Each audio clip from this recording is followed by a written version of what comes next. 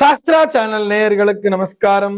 அனுதினம் ஆனந்தம் நிகழ்ச்சியில் உங்கள் அனைவரையும் சந்திப்பதில் மிக்க மகிழ்ச்சி.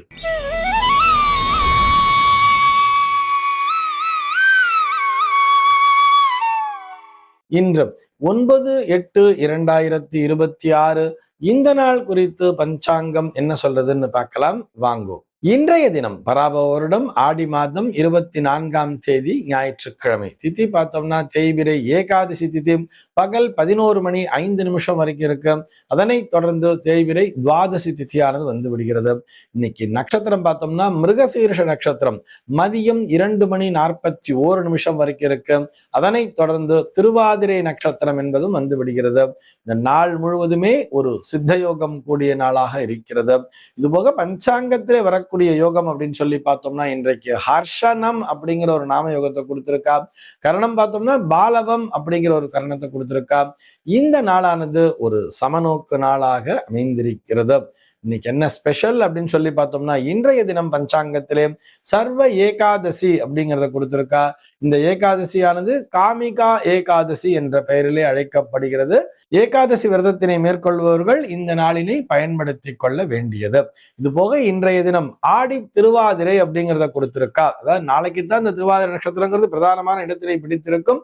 ஆனா இன்றைக்கு மத்தியானம் 2:41 வந்துறதுனால ஒரு சில இடங்களிலே இன்றைய தினம் ஆடி திருவாதிரையும், இன்னும் ஒரு சில ஆலயங்களிலே நாளைக்கு தான் இந்த ஆடி திருவாதிரை என்பதையும் கொண்டாடுகிறார்கள். சார், இந்த ஆடி திருவாதிரையை எல்லா இடத்திலும் கொண்டாடுகிறார்களா அப்படின்னு சொன்னா எல்லா இடங்களிலும் என்று சொல்வதை விட இந்த கங்கை கொண்ட சோழபுரம் அப்படின்னு சொல்றோம் இல்லையா, இந்த கங்கை கொண்ட சோழபுரத்திலே மிகவும் விசேஷமான பூஜைகளை செய்வார்கள் இந்த ஆடி திருவாதிரை நாளிலே. எப்படி ஐப்பசி சதயம் என்பது தஞ்சாவூர் பெரிய கோவிலிலே அந்த ராஜராஜ சோழனுடைய பிறந்த நாள் விழாவாக கொண்டாடப்படுகிறதோ, அன்றைய தினம் விசேஷ ஆராதனைகள் பூஜைகள் எல்லாம் செய்யப்படுகிறதோ, அதே போலத்தான் இந்த ஆடி திருவாதிரை என்பது இந்த ராஜேந்திர சோழனுடைய பிறந்த நாளாக பார்க்கப்படுகிறது. கல்வெட்டுகளின் மூலமாக நாம் அந்த உண்மையை அறிந்து கொண்டு சமீப காலமாக தமிழ்நாடு அரசும் இந்த ராஜேந்திர சோழனுடைய அந்த பிறந்த நாள் விழாவினை வெகு சிறப்பான முறையிலே கொண்டாடி வருகிறார்கள். அது இன்றைய தினம் மத்தியானத்திலிருந்து ஆரம்பிச்சிருது. நாளைய தினம் மதியம் வரைக்கும் இந்த ஆடி திருவாதிரை என்பது இருப்பதால் நாமும் அந்த கொண்டாட்டங்களிலே கலந்து கொள்வோமாக. ஏன்னா இன்னைக்கு நம்ம நிறைய சமூக வலைதளங்கள்லாம் படிச்சுதான் நம்ம தெரிஞ்சுக்கிறோம். நம்முடைய வரலாறுங்கிறது ஸ்கூல்ல படிச்சிருந்தா கூட இக்கால தலைமுறையினருக்கு பெரும்பாலும் வரலாறு என்பதே தெரிவதே இல்லை. ஏதோ ஹிஸ்டரிங்கிறது கடமைக்கு படிக்கணுங்கிற மாதிரி படிச்சுட்டு வந்திருப்போம். அந்த காலத்திலேயே, அதாவது 1000 ஆண்டுகளுக்கு முன்னதாகவே நம்முடைய தமிழர்களினுடைய பெருமையை கடல் கடந்து சென்று நிரூபித்தவர் ராஜேந்திர சோழன். அவருக்கு இணையாக இந்திய மன்னர்கள் யாருமே இல்லை என்று நாம் மார்தட்டி கொள்ளலாம். ஏன்னா இந்திய மன்னர்கள் எல்லாருமே இந்தியாவுக்குள்ள வீரமாக சண்டை போட்டு நிறைய ஜெயிச்சு எல்லாம் வின் பண்ணியிருப்பார். ஆனா இங்கிருந்து கடல் கடந்து சென்று மற்ற நாடுகளையும் வென்று கடாரம் கொண்டான் அப்படிங்கிற மாதிரி கூட பேர் வச்சிருப்பா தெரியுமா. அந்த நாடுகளிலும் சென்று நம்முடைய தமிழர் கலாச்சாரத்தை பரப்பி இருக்கிறார் என்று சொன்னால் அது ராஜேந்திர சோழன் ஒருவர் தான். எல்லா இடங்களிலும் அந்த சைவ சமயம் என்பது தழைத்து ஓங்க வேண்டும் என்பதற்காக தான் சென்ற இடங்களிலும் அங்கு ஒரு சிவாலயத்தை எழுப்பிட்டு தான் வந்திருப்பார். ஆக இதெல்லாம் நம்ம வரலாற்றின் மூலமாக தெரிந்து கொள்கிறோம். அவருடைய பிறந்த நாளாக இந்த ஆடி திருவாதிரை என்பது பார்க்கப்படுகிறது. சென்னையை பொறுத்தவரை இன்றைய தினத்தினுடைய சூரிய உதயம் என்பது காலை 5:59 சூரிய அஸ்தமனம் என்பது மாலை 6:29 சம்பவிக்கிறது. இன்றைய தினத்தினுடைய நல்ல நேரம் சொல்லி பார்த்தோம்னா காலை 7 மணி முதல் 8 மணி வரையிலும், மதியம் 2 மணி முதல் 3 மணி வரையிலும் நல்ல நேரமே. சென்னையை பொறுத்தவரை இன்றைய தினத்தினுடைய ராகு காலம் என்பது மாலை 4:55 முதல் 6:29 வரையிலும், யமகண்டம் என்பது மதியம் 12:14 முதல் 1:48 வரையிலும், குளிகை காலம் என்பது மதியம் 3:21 முதல் மாலை 4:55 வரையிலும் சம்பவிக்கிறது. தினாந்தம் பார்த்தோம்னா இன்றைய தினம் இரவு 1:40 கொடுத்திருக்கார். சூலம் பார்த்தோம்னா இன்றைக்கு மேற்கே சூலம் பகல் 10:59 வரையில் அந்த சூல தோஷம் என்பது உண்டு. அதற்குரிய பரிகாரமாக வெள்ளம் தானம் விடுத்து விட்டு மேற்கு திசையை நோக்கி பயணிக்கலாம் அப்படிங்கிறதையும் சொல்லி இருக்கார். இன்றைய தினத்தினுடைய ஆன்மீக தகவலாக நம்ம என்ன பார்க்க போறோம் சொல்லி பார்த்தோம்னா, ஒவ்வொரு ஞாயிற்றுக்கிழமையினாலுமே நம்ம வந்து கதை நேரம் அப்படிங்கிறத பார்த்துட்டு வரோம் இல்லையா. அந்த வரிசையில இன்றைக்கு நம்பிக்கை அப்படிங்கிற ஒரு கதையை பார்க்க போறோம். இது என்ன நம்பிக்கை, இந்த நேரத்துல எதுக்கு நம்ம அதை பார்க்கிறோம்னு சொன்னா, நம்பிக்கை என்பது இருக்க வேண்டும் தான், ஆனால் அதுவே மூட நம்பிக்கையா இருக்கக்கூடாது தெரியுமா. இப்ப சமீபத்துல பார்த்தோம்னா இந்த வேர்ல்டு கப் ஃபுட்பால் மேட்ச் எல்லாம் முடிஞ்சது. Spain versus Argentina. நிறைய பேர் அர்ஜென்டினா தான் ஜெயிக்கும்னு நினைச்சானா ஸ்பெயின் ஜெயிச்சிடுச்சு. இதுக்கெல்லாம் நிறைய பேர், ஒரு சில பேர் ரொம்ப காமெடியா இருக்கும் வந்து பேசும்போது பார்த்தோம்னா, நான் இன்னைக்கு நைட்டு கண்ணு மூழ்கி மேட்ச் பார்க்கணும்னு நினைச்சேன் சார். நான் பார்த்திருந்தேன்னா கண்டிப்பா அர்ஜென்டினா தான் ஜெயிச்சிருக்கோம். நான் பார்க்காதனால தான் அர்ஜென்டினா தோத்து போச்சுங்கிற மாதிரி எல்லாம் சொல்லிட்டு இருப்பார். இன்னும் ஒரு சில பேர் கிரிக்கெட் மேட்ச் ரொம்ப சீரியஸா பார்த்துட்டு இருப்பார். இவர்கள் பார்த்து கொண்டிருக்கும் போது இவங்க 2 டீ சாப்பிட்டாங்கன்னா அங்க சிக்ஸர் அடிப்பாங்கிற மாதிரி எல்லாம் விளம்பரம் எல்லாம் வர்றது. ஆனா எதுக்காக அந்த விளம்பரம் வருதுன்னு சொல்லி பார்த்தோம்னா, இதை ஒரு நம்பிக்கையாகவே வைத்திருக்கிறார்கள். நம்ம டீ சாப்பிட்டா அவன் சிக்ஸர் அடிப்பான், அல்ல நம்ம டீ சாப்பிட்டோம்னா அந்த ஆப்போசிட் டீமுடைய ஒரு விக்கெட்டுங்கிறது விழுந்துருங்கிற மாதிரி எல்லாம் நம்பிக்கை வச்சுட்டு இருப்பார். இதெல்லாம் முற்றிலும் மூட நம்பிக்கை தானே. இன்னும் ஒரு சில பேர் சொல்லிட்டு இருப்பா, சார் நான் எந்திரிச்சு பாத்ரூம் போனேன் சார், விக்கெட் விழுந்துச்சு சார் அப்படின்னு சொல்லிட்டு அதுல இருந்து ரெஸ்ட் ரூமுக்கே போகாம உட்காந்து மேட்ச் பார்த்துட்டே இருப்பா. அவங்க டீ டைம், அவங்களோட இன்டர்வல் டைம், அவங்களுக்கு எப்போ ஒரு இன்டர்வல் டைம் அந்த இன்னிங்ஸ்ங்கிறது முடியறது அப்பதான் இவங்க எழுந்து பாத்ரூம்கே போவா. இதெல்லாம் எவ்வளவு ஒரு மூட நம்பிக்கை இல்ல. நான் பார்த்துக்கிட்டே இருந்தா, என்னுடைய பார்வையானது அந்த பிளேயர் மேல விழுந்துகிட்டே இருந்தா கண்டிப்பா அவர் நல்லபடியா அடிப்பார். எங்க டிவியில பார்த்துட்டு இருந்தா அவருக்கு இவருடைய பார்வை பலம்ங்கிறது அவருக்கு சேர்ந்துருங்கிற மாதிரி எல்லாம் நினைச்சுட்டு இருப்பார். இருக்குதா, நான் இல்லைன்னு சொல்லல. Hypnotism is there. அதாவது எல்லோருடைய ஒரு பார்வையும் ஒரு பலமும் சேர சேர சேர அந்த பிளேயருக்கு ஒரு பலம் சேரும் அப்படிங்கறதெல்லாம் ஒரு வேறு விதமான நம்பிக்கை. ஆனால் அதையே ஒரு மூட நம்பிக்கையா மாறிடக்கூடாது இல்லையா? அதுக்குத்தான் இந்த கதையை பார்க்க போறோம். கூட பரவாயில்ல. இன்னொருத்தர் சொன்னார் பாருங்க, சார் நான் எங்க வீட்டுல சிகப்பு கலர் சேர் போட்டு நான் உட்காந்து பார்த்தேன்னா அன்னைக்கு இந்தியா தோத்துடுது மேட்ச்ல. அதே ஒரு பிரவுன் கலர்ல இன்னொரு சேர் வச்சிருக்கேன், அந்த சேர்ல நான் உட்காந்து பார்த்தா மேட்ச்ல இந்தியா ஜெயிச்சுடும் சார். இதை நான் நிறைய மேட்ச்ல நான் செக் பண்ணி பார்த்துட்டேன் சார்லாம் ரொம்ப பெருமையா சொல்லிப்பா.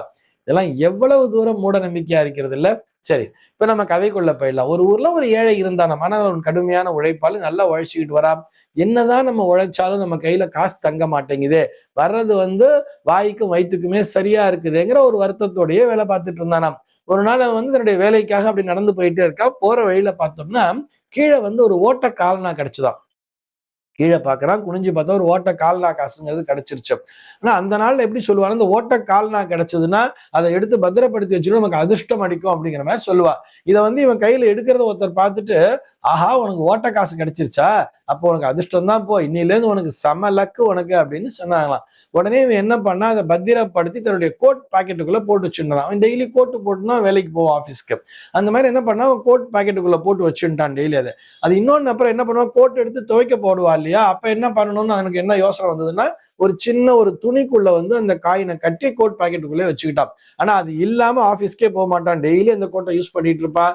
சனிக்கிழமை வரைக்கும் தான் அதை அப்படியே போட்டுட்டே இருப்பாங்க. ஞாயிற்றுக்கிழமை லீவுல மட்டும்தான் அதை கைட்டு வைக்கும் பொழுது கூட இந்த காசை பத்திரமா எடுத்து வச்சிருவான். அது அப்படியே இந்த துணியிலேயே இருக்கும், அந்த துணியை விட்டு எடுக்கவே மாட்டான். போட்டு துவைச்சிட்டு மறுபடியும் வந்த உடனே தூக்கி பத்திரமா வச்சுப்பானா. இப்படியே அந்த கால்னாவை பத்திரப்படுத்தி வச்சுட்டு இருக்கான். அதை அவன் பிரிச்சு கூட பார்க்கல, அவன்கிட்டயே பத்திரமா இருக்கு. கொஞ்சம் கொஞ்சமாக அவனுடைய உழைப்பின் பலனாக அவன் நல்ல உயர ஆரம்பிக்கிறான். ஆபீஸ்ல ப்ரமோஷன் கிடைக்குது. ஆபீஸ்ல இவ்வளவு நாளா எதிர்பார்த்த ப்ரமோஷன் கிடைக்கிற, திடீர்னு ப்ரமோஷன் வந்த உடனே ஆஹா இந்த காலனா வந்த நேரம் தான் அப்படின்னு சொல்லிட்டு அவன் இன்னமும் கடுமையாக உழைக்க ஆரம்பிக்கிறான். அவனை நம்பி நிறைய பொறுப்புகள் சேருகின்றன. ஒரு பிரான்ச்சுக்கு இன்சார்ஜா இருந்தவன் அப்புறம் என்னன்னா ஜோனல் மேனேஜரா போறான், பல பிரான்ச்சுக்கு இன்சார்ஜா போறான். இப்படி அவனுடைய பதவி என்பது உயர்ந்து கொண்டே செல்கிறது. கிட்டத்தட்ட அந்த குரூப் ஆஃப் டைரக்டர்ஸ்லயே ஒரு ஆளாக அவன் உயர்ந்து விட்டானாம். 25 வருட கால உழைப்புல, 25 வருஷ கால உழைப்புல ஒரு நாள் கூட அந்த துணியில சுத்தின அந்த காலனாவே அவன் மிஸ் பண்ணதே இல்லை, பாக்கெட்ல தான் வச்சிருந்தானாம். ரிட்டையர்மெண்ட் நாளும் வந்தது. ரொம்ப ரிட்டையர்மெண்ட் நல்ல எல்லாரும் பாராட்டு விழா செய்தார்கள். இவன் அதுக்குள்ள 4-5 பங்களா கட்டிட்டான், 4-5 கார் இருக்கு, இவன் பிள்ளைகளுக்கு எல்லாம் நல்ல வெள்ள எடுத்து செட்டில் பண்ணிட்டான். எல்லாம் நல்லபடியா முடிஞ்சு ரிட்டையர்மெண்ட் ஆகி வீட்டுக்கு வரா. வீட்டுக்கு வந்த உடனேயே இந்த கால்னாவை எடுத்து பூஜை ரூம்ல வச்சுட்டு சுவாமிகிட்ட வச்சுட்டு நமஸ்காரம் பண்ணிட்டு சொன்னா, நான் மனைவிட்ட பார்த்து இந்த கால்னா வந்த நேரம் தான் எனக்கு, இந்த ஓட்ட கால்னா வந்த நேரம் ரொம்ப அதிர்ஷ்டம் சொல்லும்போது அவன் மனைவி ஒண்ணுமே பேசாம பதில் பேசாம நின்னாலாம். இதை நான் இன்றைக்கு இவ்வளவு வருஷமா நான் அதுக்கு ஒரு அபிஷேக அலங்காரம் எல்லாம் பண்ணதே இல்லை, அது என்னுடைய இறைவன், நான் அதுக்கு அபிஷேகம் பண்ணியே ஆகணும்னு சொல்லிட்டு என்ன பண்ணானா, அப்பதான் அந்த மஞ்சள் துணியிலிருந்து இந்த காலனாவை பிரிச்சானாம். அதை பிரிச்சு பார்த்தா அதில் ஓட்டை காலனா இல்லை, அதுக்கு பத்தி வேற ஒரு காலனா தான் இருந்தா, அது முழுமையான காலனாவா அதுதான். பார்த்த உடனே உனக்கு ஷாக் ஆயிடுச்சு. என்ன ஆச்சு என் ஓட்ட காலனா, அது எங்க போச்சு, உடனே எனக்கு அதிர்ஷ்டமே போயிடுச்சு அப்படிங்கிற மாதிரி நினைச்சு கோவமா பார்த்து மனைவியை பார்த்து கத்துறான். கத்துன உடனே இந்த அம்மா சொன்னாலாம், ஏன் கவலைப்படுறீங்க, ஏன் பயப்படுறீங்க, அதெல்லாம் ஒண்ணும் இல்லை அப்படின்னு சொன்ன உடனே, என்ன ஆச்சு உண்மையை சொல்லு உண்மையை சொல்லு சண்டை போட்டானா. இந்த அம்மா சொல்லிச்சா, நீங்க கால்னா எடுத்துட்டு நீங்க கோட்டை மாட்டிட்டீங்க, நான் அவசரமா கோட்டை எடுத்து துவைக்க போட்டேன், துவைக்க போடும்போது இந்த கால்னா கீழே எங்கேயோ ஓடி போச்சு, அது எங்கேயோ ஓடி போய் விழுந்துருச்சு. நான் தான் என்ன பண்ணேன்னா ஒரு மஞ்சள் துணியில ஒரு நல்ல கால்னா எடுத்து மடிச்சு வச்சுட்டு நீங்க திட்ட போறீங்களேன்னு சொல்லிட்டு அப்படின்னு சொன்னாலாம். இது எப்போ நடந்துச்சு அப்படின்னு கேட்டாலாம். நீங்க என்னைக்கு இந்த சட்டையை போட்டுட்டு வந்தீங்களோ, அதை முதல்ல இந்த காலை கண்டுபிடிச்சு எடுத்து போட்டு வந்தீங்கல்ல, அது அன்றைக்கே நடந்து விட்ட விஷயம்தான், மறுநாளே நடந்து விட்டதுன்னு சொன்னாலாம் அந்த அம்மா. இதுல இருந்து நமக்கு என்ன தெரிகிறது அப்படின்னு சொன்னா, நமக்கு நம்பிக்கை என்பது இருக்கிறது. அவனுக்கு என்ன நினைச்சது, அவனுக்கு ஓட்டக்காலா இருந்தா நமக்கு அதிர்ஷ்டம் வரும்னு நினைச்சான். ஆனா அந்த காலனா அன்னைக்கே காணாம போயிடுச்சு. அந்த அம்மா அதுக்கு பத்தி வேற ஒரு நாள்னா வச்சு முடிஞ்சு அந்த துணியில வச்சு அவன் பாக்கெட்ல வச்சுட்டா. அது அப்படியே இருந்தது. அவனுக்கு என்னன்னா, இது இருக்கிறதுனாலதான் நான் உழைச்சிக்கிட்டு இருக்கிறேங்கிற ஒரு நம்பிக்கை. ஆனால் எது அவனை உயர்த்தி இருக்கிறது? அவனுடைய உண்மையான உழைப்பு என்பதுதான் அவனை உயர்த்தி இருக்கிறது.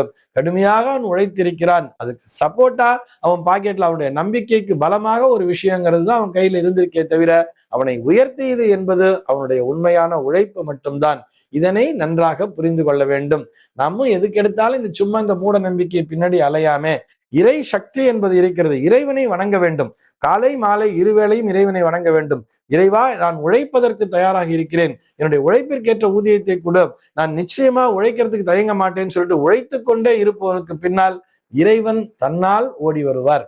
இந்த தகவலோடு இன்றைய தினம் உங்களிடமிருந்து நான் விடைபெற்றுக் கொள்கிறேன். மீண்டும் உங்கள் அனைவரையும் நாளைய தினம் ஒரு புதிய தகவலோடு சந்திக்கிறேன். அன்பர்கள் அனைவருக்கும் அனுதினமும் ஆனந்தமாய் அமைய பிரார்த்திக்கிறேன்.